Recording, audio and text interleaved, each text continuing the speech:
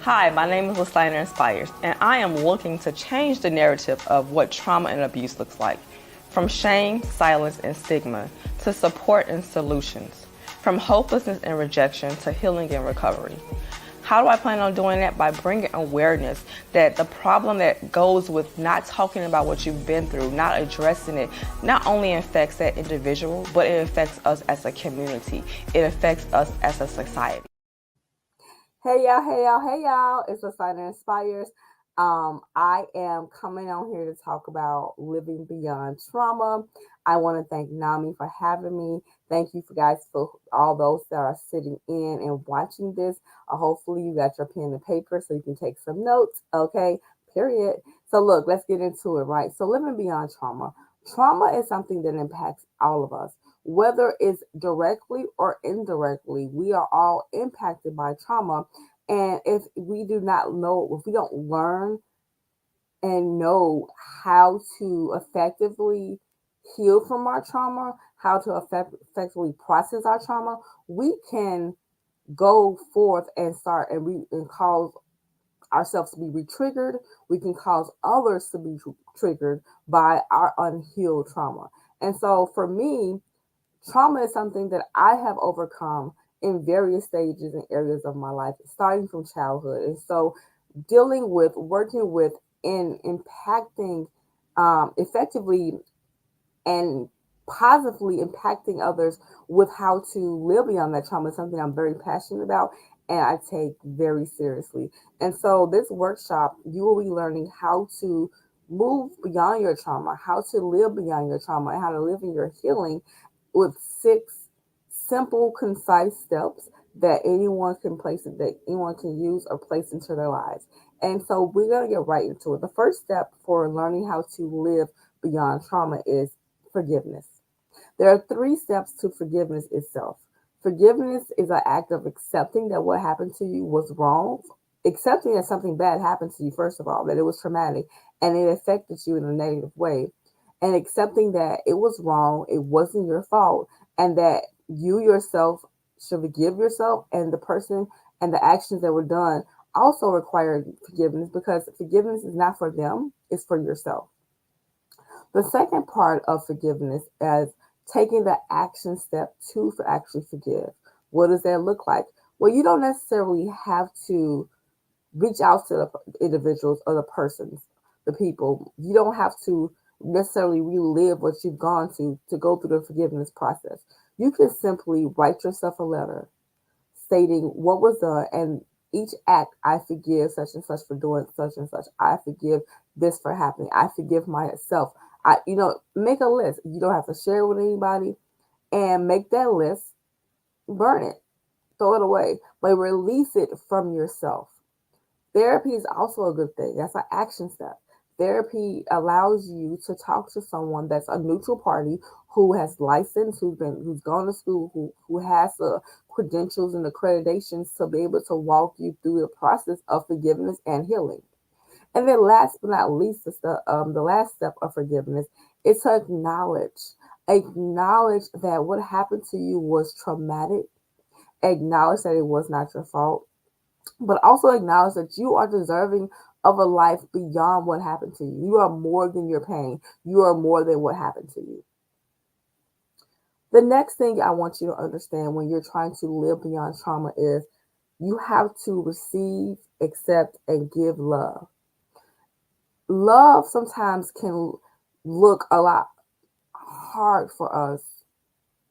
Yeah, I can say that. It can look hard for those of us who have been hurt by those in our life who were supposed to love us, i.e., a parent. Maybe you lived in a home where you were abused, you was mistreated, you was not cared for, and so that individual should have loved you, right? And maybe they didn't have the capacity themselves to know how to love, and so learning how to love, learning how to accept and receive love is a necessary part of living beyond your trauma. But learning it from a space of healthiness, learning it from a space of wholeness and healness. And so that requires, again, getting the necessary help.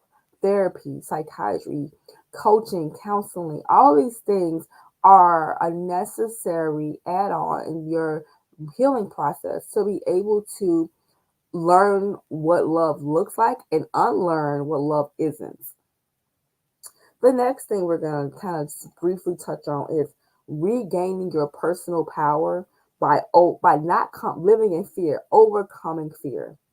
When we have experienced trauma, fear comes right on in there and sits itself right inside of us and almost assumes our identity within us that is not who we are. Have you ever met someone that they are timid, they're shy, they're afraid to do many things in the world? And that was me. I'm gonna be really honest. I was very shy, very timid. I was speaking in front of people. You couldn't pay me, okay? I was like absolutely not. But once I started my healing process, my true identity started to break through because fear is and will continue to be a liar to us. And I don't mean when you have a natural, like your senses, like something's not right, I should, being cautious. I'm talking about actual fear where it is stifling you, where it's crippling you, where it's causing you not to live the life that you want to live. And so I want to encourage you to start to push past that fear. Start to break the barriers of fear. Take Start with making a list. Make a list of all the things that you're afraid of. No judgment here. This is a judgment-free zone. And I challenge you to take that list one item at a time and face your fear so you can overcome it.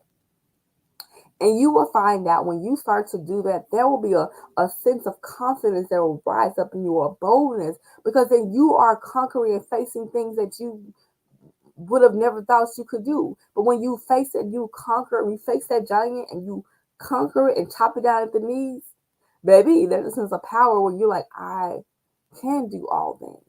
I can do this. I got this. Yes. Try it. One item, one thing at a time. Some of your fears may be a little bit bigger than others. Say the really big ones for last. Start with the small things. Maybe you're afraid to walk on bridges. I was. I still have some hesitancy about it, but I'm much better now. Take a If you live in an area where there's bridges, intentionally take a walk. Maybe bring somebody with you as a support system. But I want to encourage you, do not allow your fears to rule you, to give you a false identity, and to take your power from you. Next up, resetting your focus. Trauma will have you so focused on the pain and the pain on your past that you cannot see what's ahead of you. You're so focused on looking back, like, okay, that you're not able to look ahead of you. When you're driving a car, if you drive, you have to look in front of you. You cannot be concerned with what's behind you. Yes, you might look in your rearview mirror to check, if you're gonna merge lanes or you want to be aware of your surroundings, but you never ever want to just constantly look back because that will cause you to get into an accident. And that's what happens to us a lot of times when our focus isn't on living, isn't on the future, isn't on being present in the moment, isn't on our goals because we're so caught up in the what ifs and the what could be's and the might be's and all these other things that might not ever happen. But it shifts our focus from what we should be doing to what has happened before.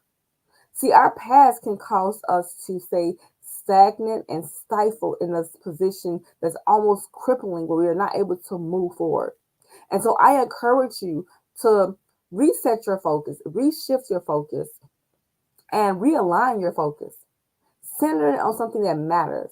For me, it's my faith. I'm a Christian. I believe in Christ Jesus, and I believe in the power of God. And so for me, my faith is what keeps me going. And so that is what I shift my focus on a daily basis. Find something that's bigger than yourself that you can focus and shift. You can you can shift your focus to make sure that you're not going here, there, and everywhere.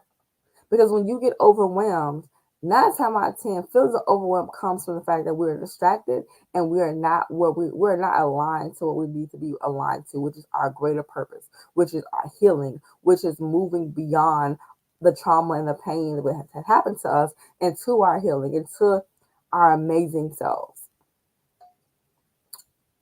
Also, with shifting your focus, it is important to start your day off correctly. You need to set up a regimen that is proactive and is gonna help you to start your day off great.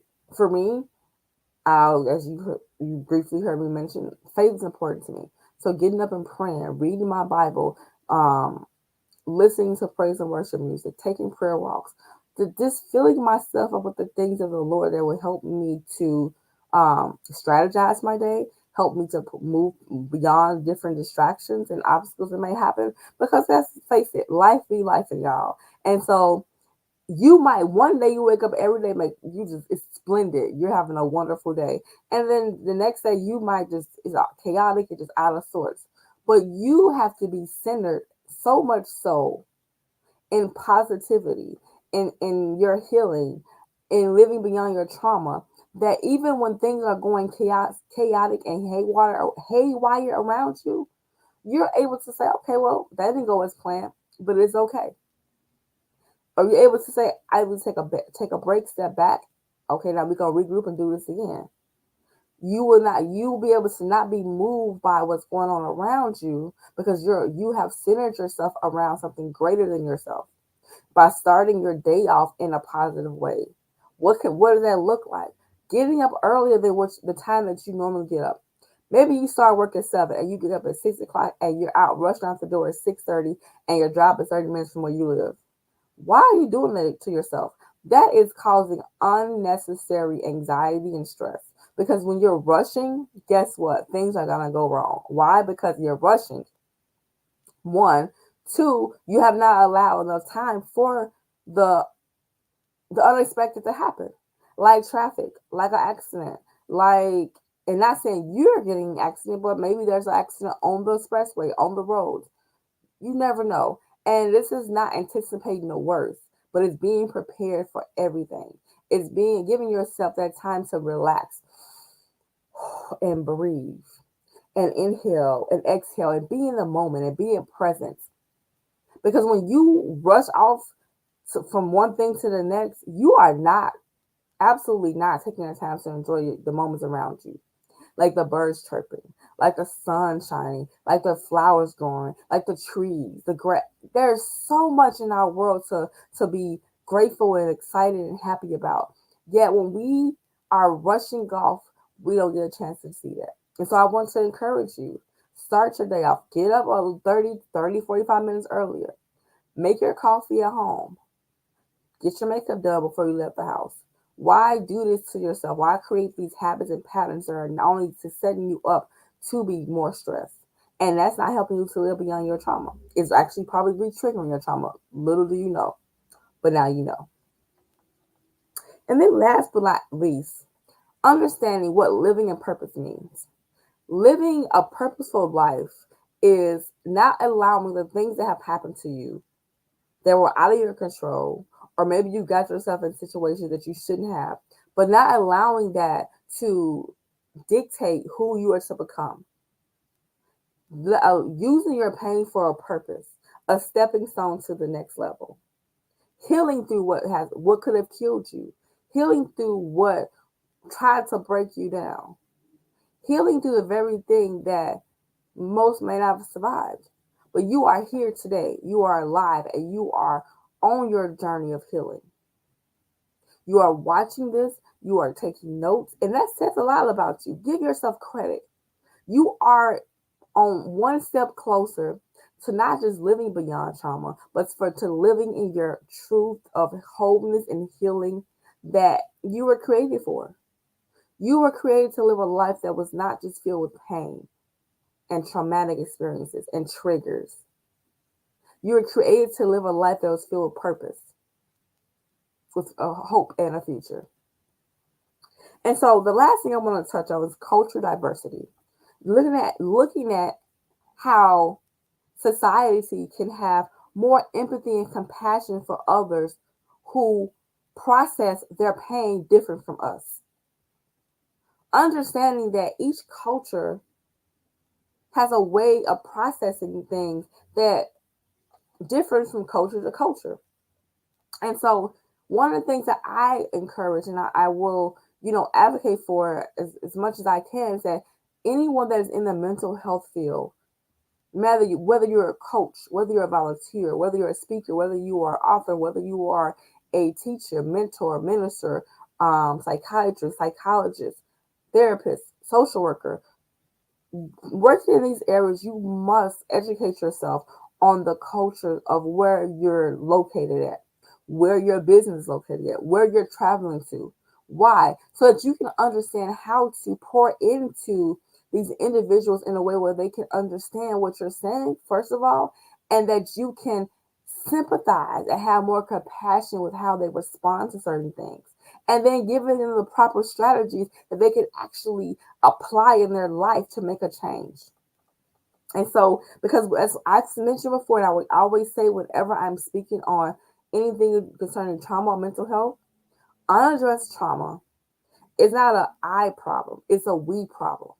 And so we must collectively work together within ourselves, within our communities, and within our families to help those who have unaddressed, unhealed, unrecognizable trauma to move towards their healing, in their healing, and move beyond and out of their trauma. Thank you guys for tuning in. I appreciate you guys. I hope you guys have a blessed day. And most importantly, remember to be bold, be unashamed, be you, and be healed. Peace out. Trauma and abuse affects everyone, and we all have a part to play to change the narrative with love.